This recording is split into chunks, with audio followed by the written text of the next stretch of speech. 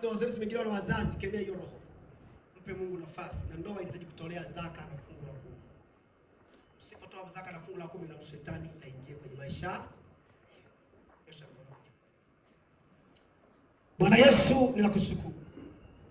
Wewe ni mwema na ni mwaminifu. Nimekuona majira haya na masaa haya. Hawa ni wanao. Ibrahimu na Margaret wametukusanyisha.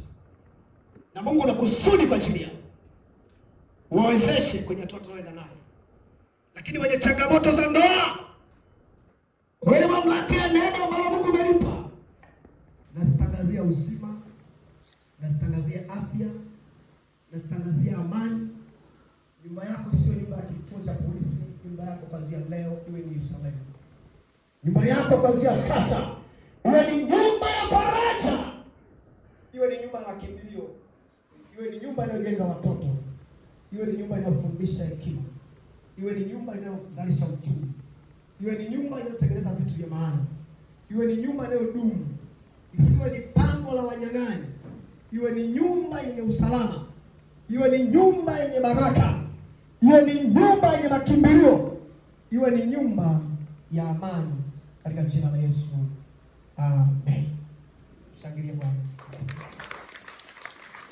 Basi.